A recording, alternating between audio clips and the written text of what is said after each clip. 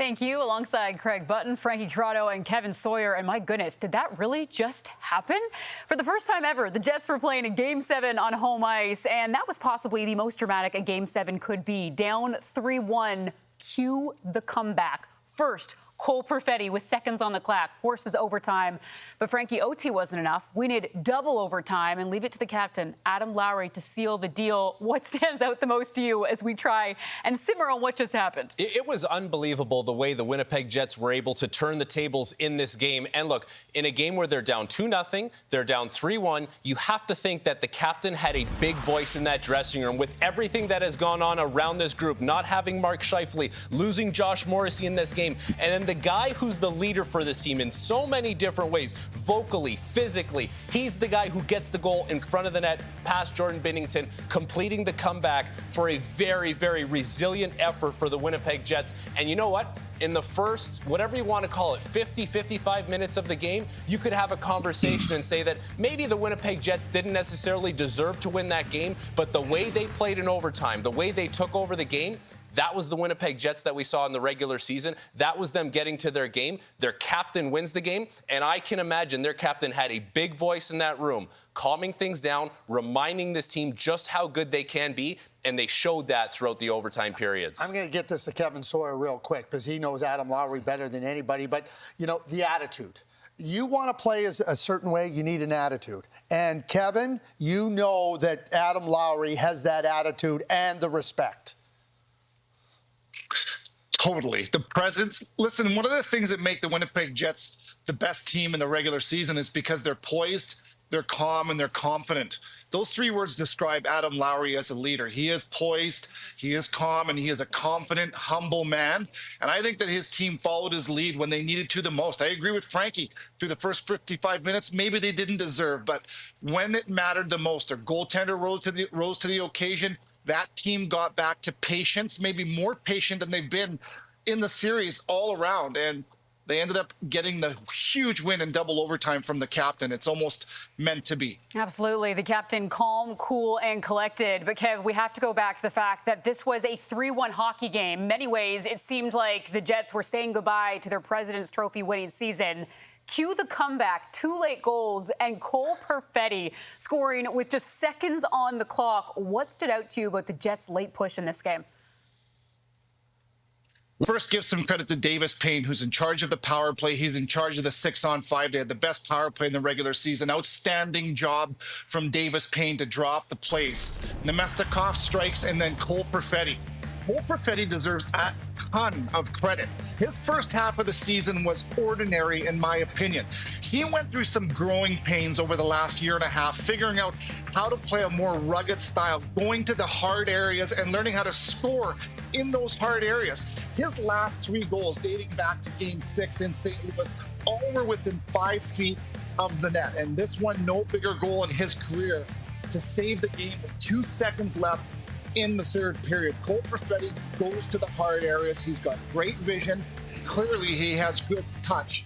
2 goals on the night, and it was that goal right there that saved that President's Trophy season for the Winnipeg Jets, and the rest is history.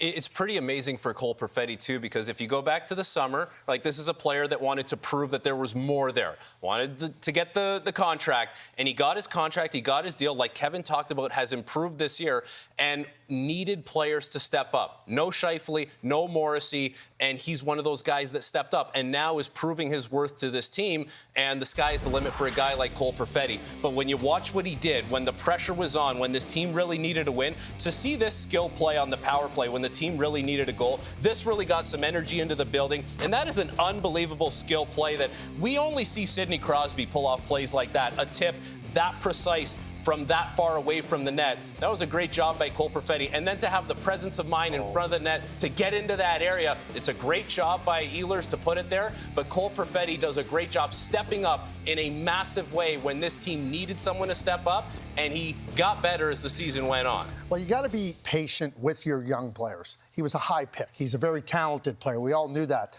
But you got to continue to learn and understand, how am I going to get my game at this level when it's really hard. And that's what, Kevin, that's what you're talking about, somebody that learned. The Winnipeg Jets are one of the most patient teams when it comes to development.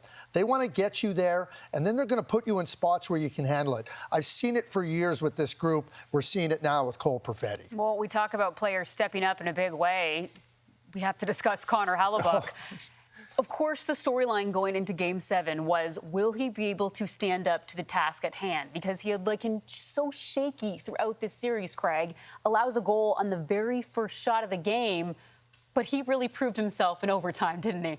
What's that saying? You're only as good as your last game or as bad as your last game? Well, Connor Hellebuyck was really good when he needed to be really good. And certainly it didn't start out the way you would like it to start out. And it's 1-0 early in the game. And as you watch the game unfold, then this is the goal. I mean, it's just like, oh, no, you can't tell me that one's going in. But then he never let the game get out of reach. At 2-0, everybody knows that the next goal has to go Winnipeg's way. They're down 2-0 in this game. And Hellebuyck, time and time again, was really good. He looked like the goaltender that we all expect from him as being a Vezina Trophy winner, as being the best goaltender on the planet. And sometimes it's not so much did you find or when you find it, but did you find it? He couldn't have found a better time to find it because he looked literally unbeatable as this game went on, and he became instrumental in this victory for the Winnipeg Jets. When we talk about teams having success in the playoffs, we talk about a team. And that means the goaltender, that means the defense, that means the forwards. And there are so many times throughout the course of a regular season where the goaltender has to buy some time for the forwards maybe to score a goal. Like the goalie's got to make some saves. That allows the star players to get going. Well, guess what? There are times where maybe the players, they can find a way to let the goalie get into his game. And that's what happened for the Winnipeg Jets. As they started to play like the Jets, the team that's smothering all over you, not allowing you any time and space, you felt Connor Hellebuyck's confidence grow in this game. You saw him make some saves and shake the glove off and say, I still got it. That's a great sign for the Winnipeg Jets. His teammates helped him find that confidence, and he has bailed them out many times in the past. Yeah, and we could say that the team bailed him out in this. Like, they found a way to say, hey, listen, you're our guy. We'll find a way to get on the right side of it. Because it's real simple.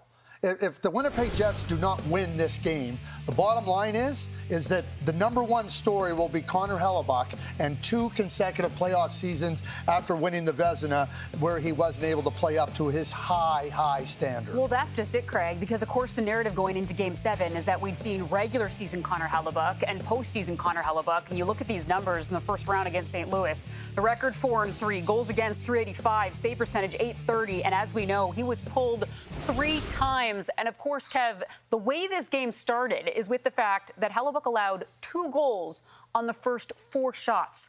What impressed you the most about the way he was able to bounce back in this Game 7?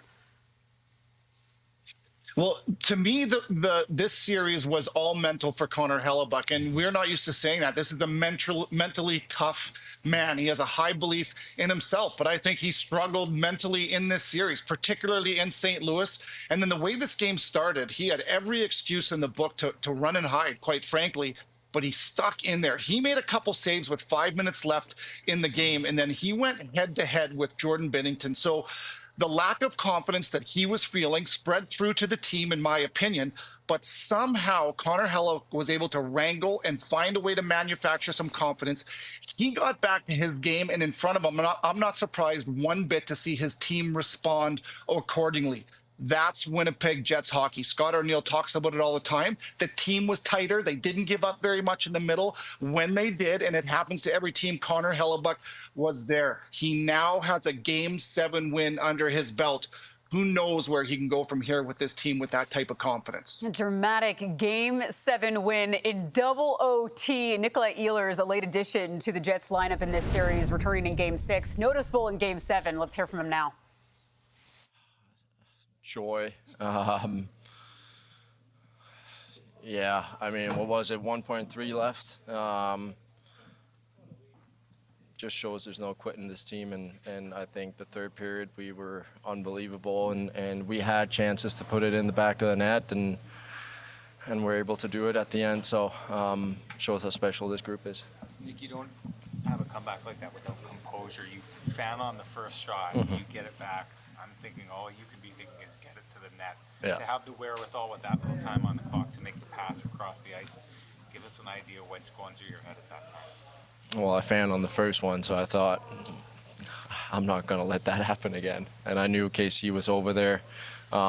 If we can get the goalie moving just a little bit, we might be able to create something. And he made a great play. Fetz was standing in the perfect spot in there, and yeah, that was nice.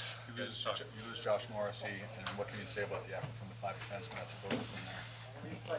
I mean, to play this long of a game with 5 defensemen is it's pretty incredible. So hats off to those guys. They stuck with it. They battled. You know, us forwards, we tried to help out as much as possible with getting pucks out of our zone so they could get some quick changes. But you know, those guys stuck with it, battled their asses off, and stepped up. All year, you guys have talked about Callus's resilience, getting it done at moments like this. Is it fair to call this? Call this what?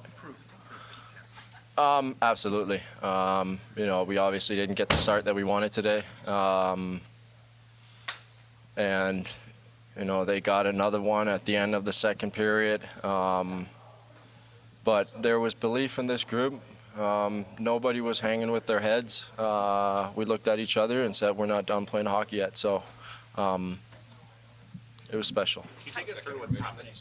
Sorry? Did you say that the second intermission is to each other? Yeah, absolutely. And we said that after the third and after the first OT, and you know, we want to keep playing hockey.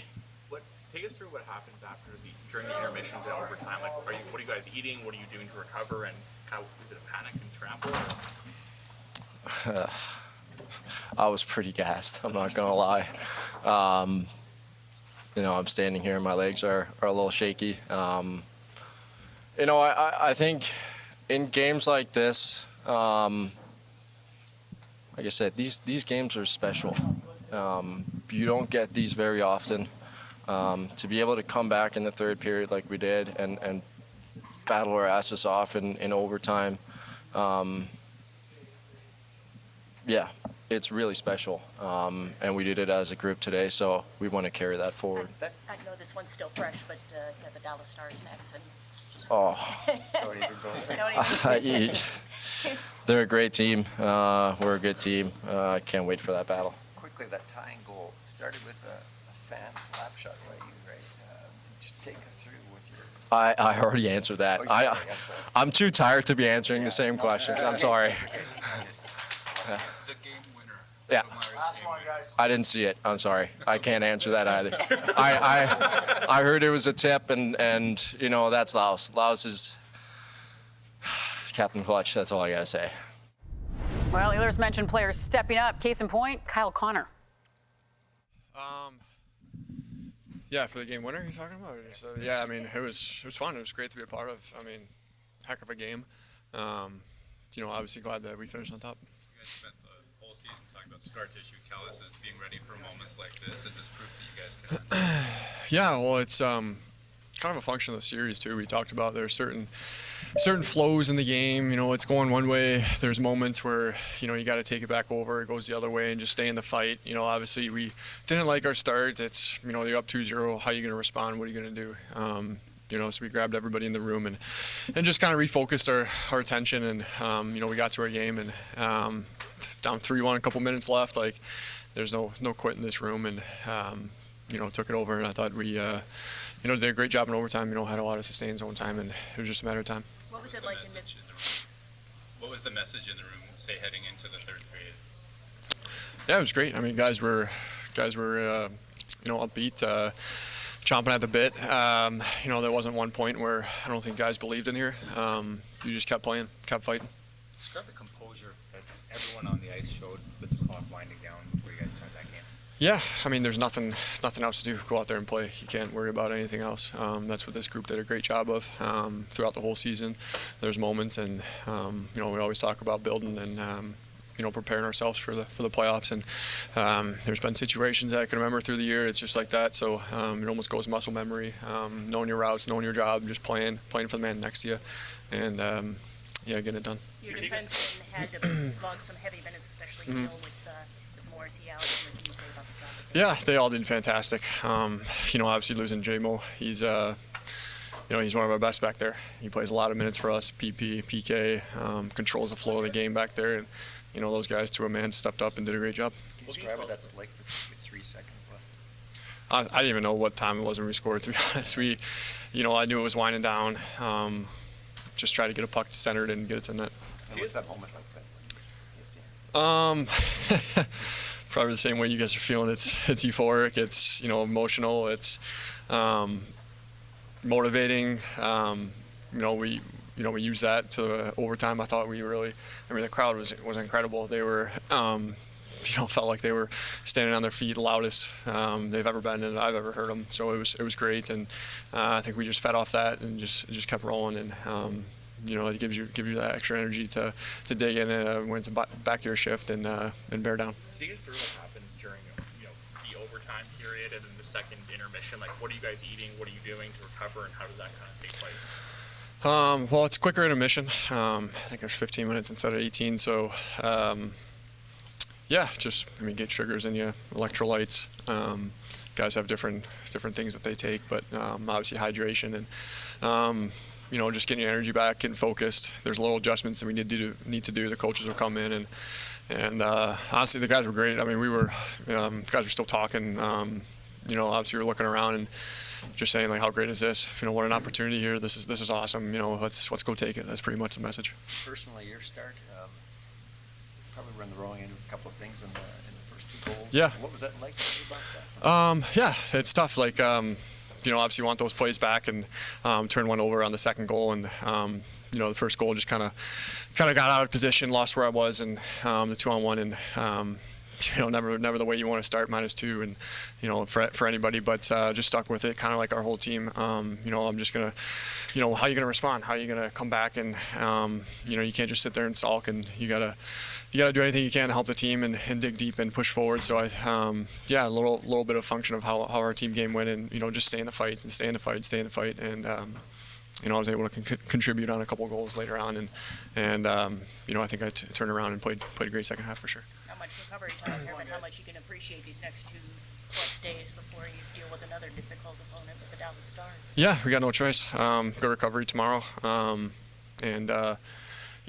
we've said it all year long. We take what we can from these games. Yeah, this is an emotional high, but we've had those moments throughout the year. Obviously, not to this magnitude, but we got to be able to settle down and refocus our efforts here on the next round.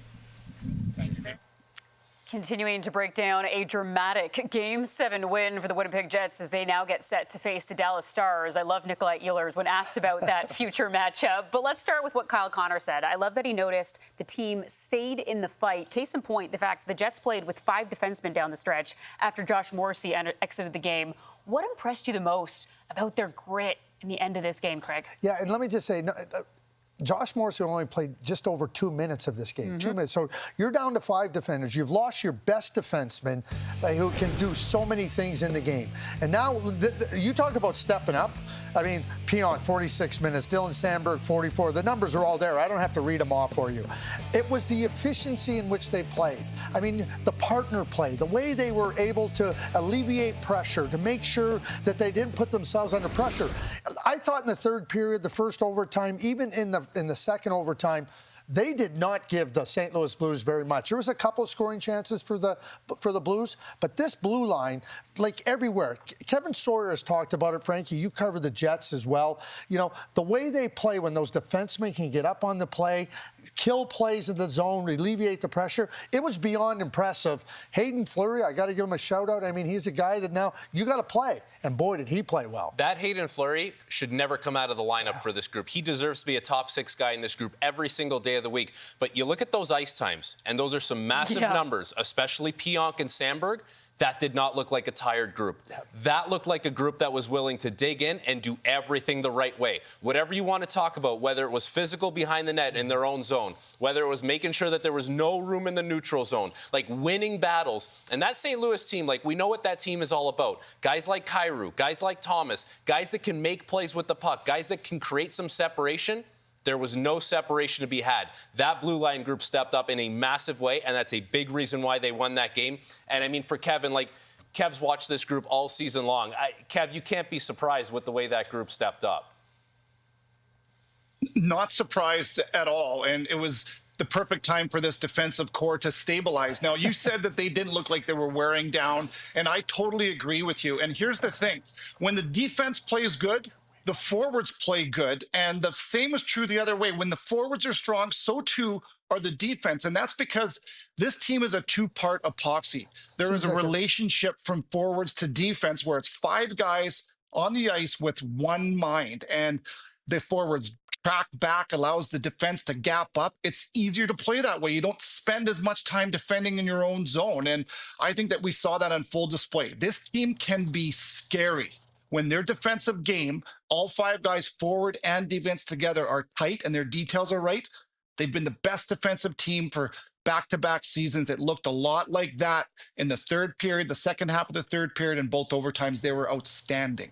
Players stepping up when needed. And you go throughout the series and just the number of injuries the Winnipeg Jets had to deal with. We obviously talk about Josh Morrissey leaving in the first period of Game 7, but go down the list. Mark Scheifele out in Game 5, then no Logan Stanley, Gabe Vilardi, Game 5. Nikolai Ehlers, he returned for Game 6. The Winnipeg Jets were shorthanded for so many parts of this series. What impressed you the most about the way they were able to step up? The fact that they didn't let that become an excuse. Like, that would have been a baked-in excuse if the Winnipeg Jets lost this game and lost this series. The fact that there were so many key pieces missing, whether it was Scheifele and Morrissey in Game 7, or at times missing Ehlers in this series, or missing Gabe Vilardi, like, you would have had every excuse in the book to say that, hey, it just wasn't our year and the injury bug caught up to us. And that didn't happen for the Winnipeg Jets. A lot of guys stepped up, and now you get a new opportunity here moving forward in the playoffs. You're going to play against a Dallas Stars team that we just saw take care of Colorado. That's a good team. That's a deep team. It's going to be all hands on deck, so maybe you buy a little bit of time to get some of your guys back. But the way they overcame the injuries that they had and they didn't let that become an excuse, very impressive for the Winnipeg Jets. I'm going to go right to Kevin Cheveldayoff. Kevin Cheveldayoff built a team with depth. You know that you're not going through any season without some injuries. They've dealt with this over the course of the season. So now Scott Arniel has a comfort level of knowing that different players in different spots can deliver. And you don't want to go into it, certainly not in the playoffs, oh, can he do it? Can he not do it? Scott knows exactly what he's got there, and he knows what he can do. So Kevin Cheveldayoff getting players that can be versatile. We saw Iafallo be out.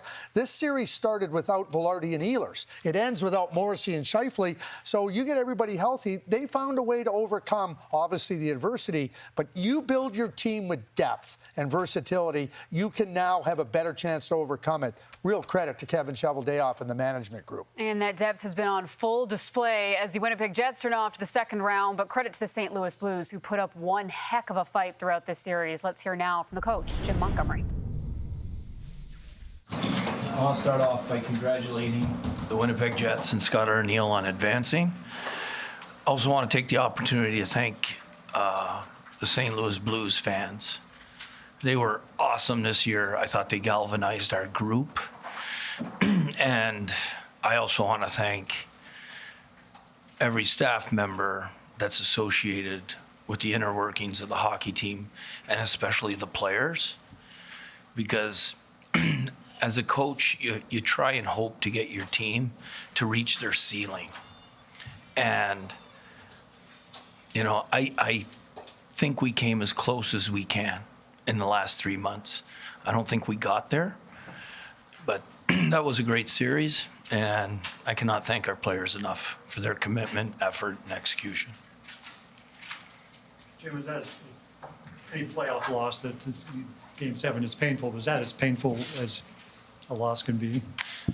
I've had a few painful ones. I've had overtime Game 7 losses. Like, it's anytime your season ends, it's painful. But to be that close in 2.2 seconds? Yeah, it's an area of our team that has not been good all year. And it's an area I have to get better at so that our team's better next year in that pulled goalie situation. Jim, that's what I was going to ask you. Why do you think the 6-on-5 was such a tough thing for you this year? And could you take us through that game-tying goal? Yeah. Well, the game-tying goal breaks a stick, and we think we can get the puck and win the battle. Unfortunately, we didn't. And we're out of structure. And that's why there's an odd man. There's 3-on-2 at the net. They whiffed on their one-timer, and it went right to a guy at the slot. Like, sometimes, you know, For whatever reason, puck luck in this series, if you look at the home teams, the puck luck was incredible. That's why I think you ended up with 4 wins by the home team, 7 wins by the home teams. And the 6-on-5s, is it execution? I don't want to continue to talk about 6-on-5. The season, like I said, we'll analyze it. We'll get better. Okay, but right now, season's over, and we can analyze this at the end of the year. In the first overtime period, after such a stunning way to have to go there, was that tough? In the first overtime, you only had 4 shots on goal. I thought we had opportunities to make plays, and we didn't. I thought, we forced a little too much offense, didn't spend enough ozone time in the first overtime. Second overtime, we were a little bit better. Jim, Radio-Canada, il y a plusieurs francophones dans ton équipe, autant dans le coaching staff que dans les joueurs. Qu'est-ce que tu aimerais leur dire à ces joueurs-là et à ce coaching staff en français? Mes propres joueurs. Oui. Je voudrais dire merci pour l'effort et l'exécution pendant l'année. Puis je suis très j'apprécie comment ils ont nous aidés à nous aider à devenir une équipe dans les éliminatoires. Et puis, qu'est-ce que tu as pensé de cette série contre les Jets de Winnipeg? Je pensais que c'est une série très physique, très compétitive. Puis... All right, well, let's take a look at your series stats between the Jets and Blues. Going to 7, it truly went the distance. And I mean, you just look at the goals, 24-17 for the Blues. The hits, this was a physical series. The penalty minutes. And my goodness, of course, those save percentages as we witnessed an absolutely epic battle between Connor Hellebuck and Jordan Binnington and a Four Nations face-off rematch 2.0. When you look at those numbers, Craig, Frankie, what jumps out to you the most about what we witnessed through 7 games of hockey? Some blowouts back and forth, each team winning at home, and then, of course, a dramatic Game 7, Craig. I'm just going to zero in on playoff hockey. 322 hits to 301. I mean, if you don't know what playoff hockey is by now, all you got to do is look at that. And what the players are willing to do, the block shots and the hits, the unbelievable commitment of these players to do whatever it takes to help their team win. It's what makes hockey special.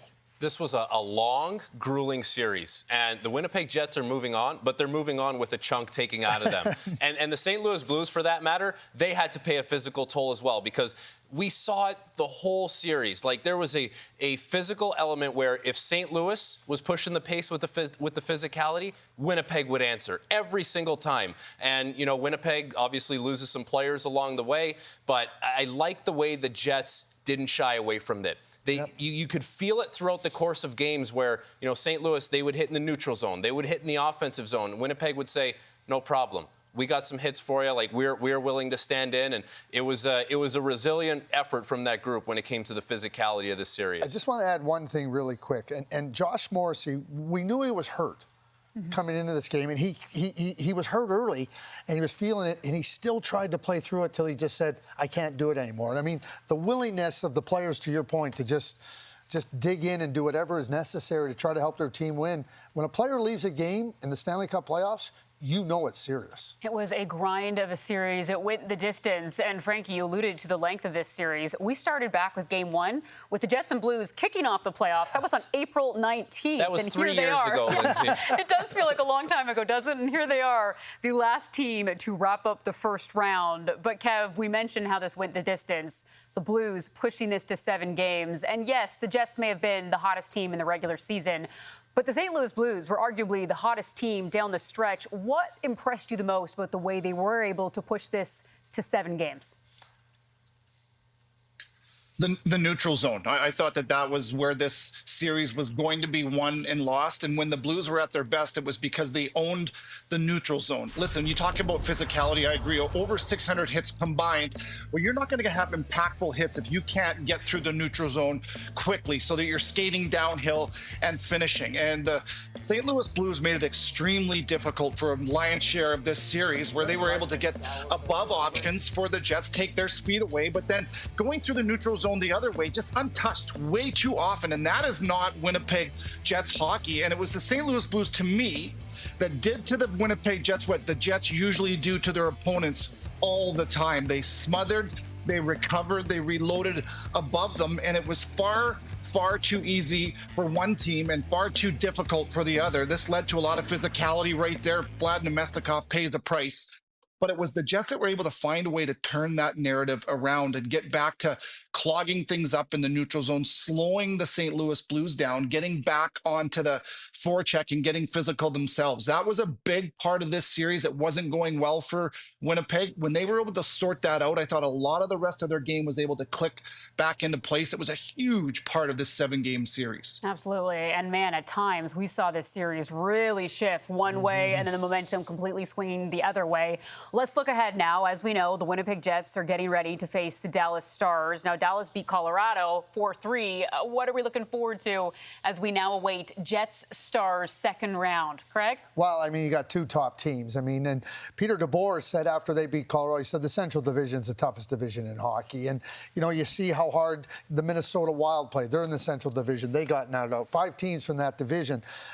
It was a grueling series between Dallas and Colorado as well. So both teams moving on, Winnipeg and Dallas, have had chunks taken out of them. And it's not going to be one that you can ease yourself into the game one. The best thing, I think, for both these teams is they don't start till Wednesday. I don't think it's going to be any less grueling for either one of these teams. I think that you got Ottinger, who's a great goaltender. You got Hellebuck, who's a good goaltender. Buckle up. Buckle up. Well, with the Dallas Stars, you probably have arguably the deepest team playing in the Stanley Cup playoffs right now. But you can't talk about them like they're some scary boogeyman. Right. Because the Winnipeg Jets, when they play their best hockey, they are no fun to play against. And with all that skill scattered throughout the Dallas Stars lineup, like, how do you play hard on skill? You don't give them any time and space. You get in their way defensively. Things that the Winnipeg Jets do very well when they're at the top of their game. So, yes, it's going to be a tough task. Like, we know what Dallas is all about. They're coming off a big series win. But Winnipeg, when they play their game, they can find ways to neutralize all that skill throughout that lineup. We have a lot to look forward to, but for now, we're reflecting on a big Jets Game 7 win. Let's hear now from the coach, Scott Arniel. You described the rally and the result your team showed.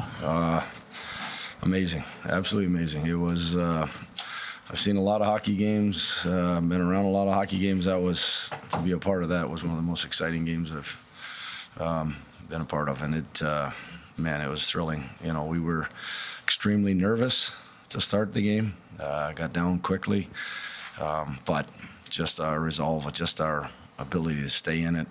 Pretty much that's all I kept preaching. Just hang in there, hang in there. We watched it last night.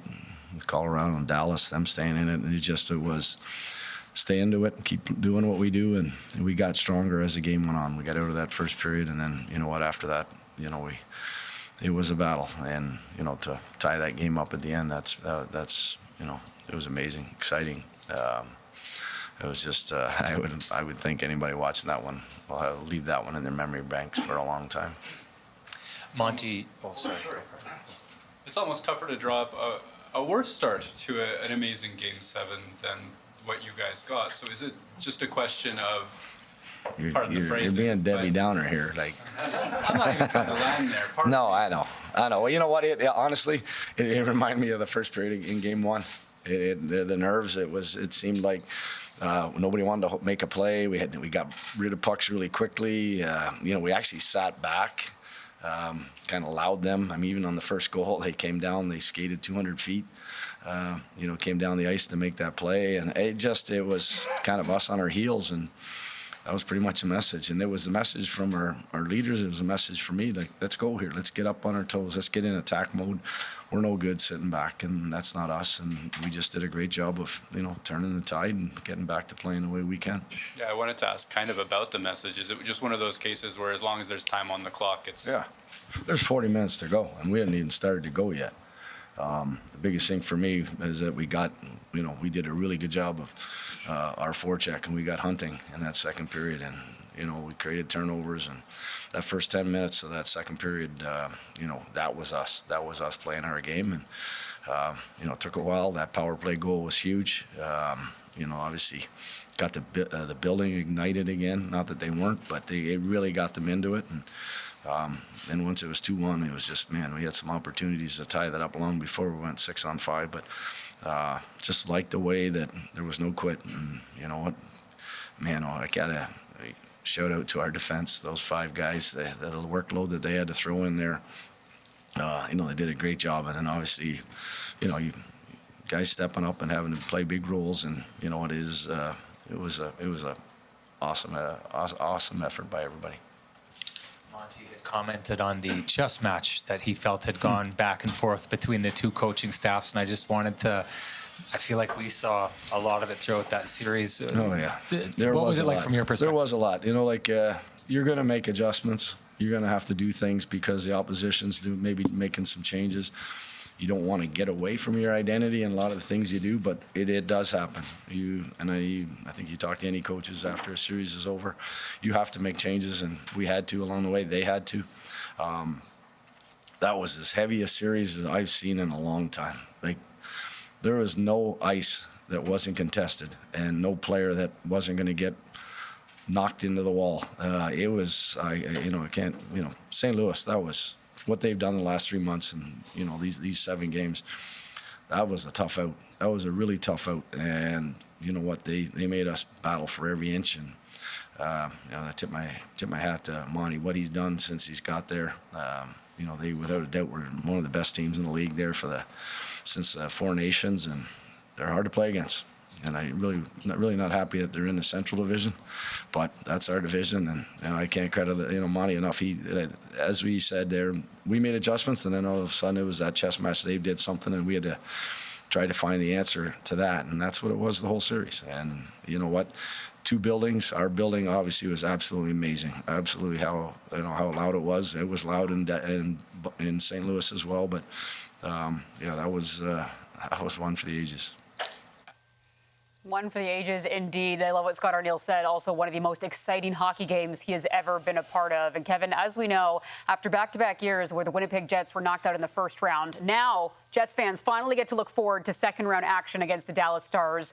What are you looking forward to the most in this upcoming second-round series?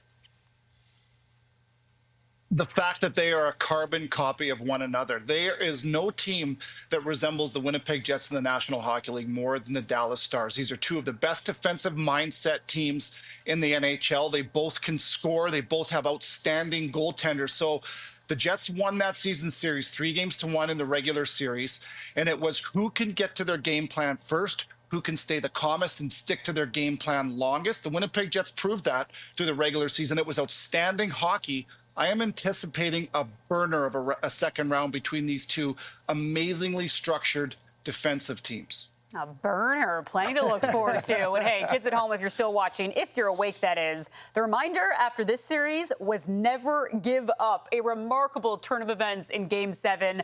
And Scott Arniel hit the nail on the head when he said that was a game for the memory bank. Indeed it was. The Winnipeg Jets now get to rest their sore, tired legs and get ready for the Dallas Stars in round 2.